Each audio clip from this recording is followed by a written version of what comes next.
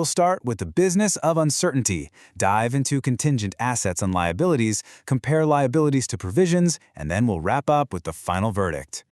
All right, Section 1, the business of uncertainty.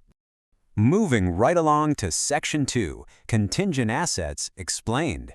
We're looking at the upside of uncertainty first.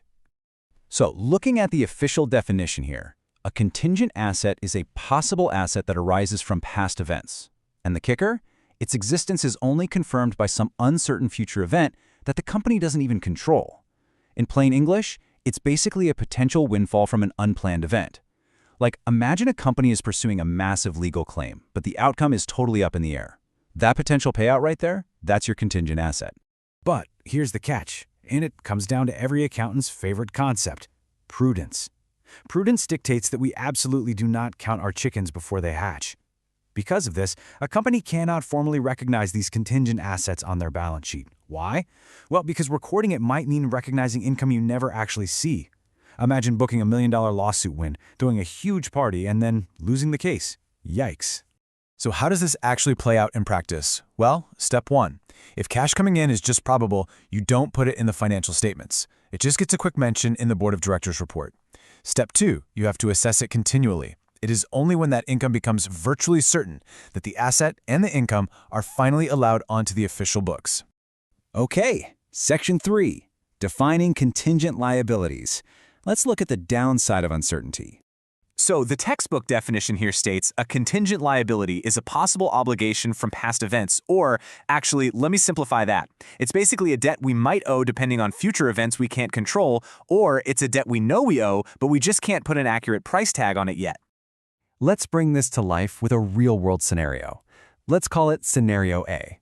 Imagine Mr. X sells a machine to Mr. Y. A few days later, Mr. X receives a terrifying notice. Mr. Y is claiming 20 lakh in damages because a worker had a terrible accident while using that machine. So, you've got to ask yourself, does Mr. X owe that 20 lakh claim right this second?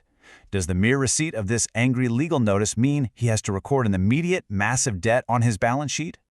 The answer? No way. I mean, this claim requires serious investigation. Did the damage happen because the machine was actually defective, or was the worker just negligent?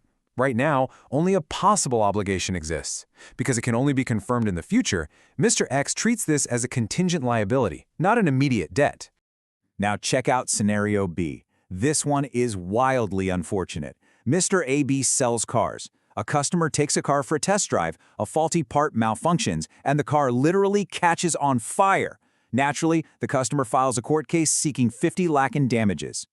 Now, unlike the first scenario, Mr. AB definitely has a present obligation here. I mean, his car clearly malfunctioned. But when we look at the probability of cash actually leaving his pocket, well, the final bill depends entirely on the upcoming court proceedings. Because he can't reliably measure the exact amount yet, it remains a contingent liability. All right, Section 4, Liabilities versus Provisions. Time to navigate the gray areas. So, what is the actual real-world difference between a true liability and a contingent liability? Honestly, it all comes down to management's judgment. A true liability is a present obligation where losing money is pretty much expected. A contingent liability is when losing money is either not probable or you just can't measure the amount. It's really just a game of financial probabilities. Now let's look at provisions versus contingent liabilities.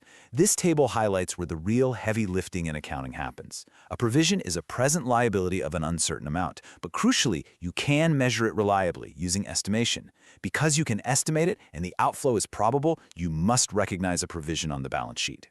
A contingent liability? It fails that test, so it's only disclosed in the margins. Let's ground this with one last scenario. Meet Alpha Ltd. A central excise officer has just slapped them with a penalty for violating a regulation, and the company? They're appealing the decision. This puts management in a tough spot. If Alpha Ltd. estimates that it's highly probable they'll lose the appeal and have to pay, they've got to recognize a provision for that liability immediately. But if they anticipate a favorable judgment and think it's less likely they'll have to pay, it's just disclosed as a contingent liability. Ultimately, it all comes down to the likelihood of the cash leaving the firm. Which brings us to Section 5, the final verdict. Let's pull all these concepts together. This logical progression here is basically the golden rule of accounting for uncertainty. Step 1, if the possibility of an outflow is remote, you pretty much just ignore it. Step 2, if an outflow is possible but not probable, or you can't measure it, you disclose it in the notes. And Step 3, if the outflow is probable and you can make a reliable estimate, you recognize it fully as a provision on the books. So, to summarize our explainer today, these are your absolute key takeaways for handling the financial unknowns. Assets? Don't recognize them, but do disclose them if they're probable. Liabilities? Don't recognize them, but disclose them unless the risk is remote. And provisions? You only recognize those when you have a probable outflow and a reliable estimation. I'll leave you with this final thought. Does true financial transparency rely more on the hard numbers we absolutely know for a fact, or the estimates and what-ifs we bravely disclose in the margins? The true art of financial reporting isn't just about counting the past, you know?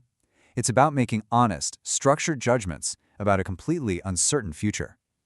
Thanks for joining me on this explainer, and keep questioning the numbers.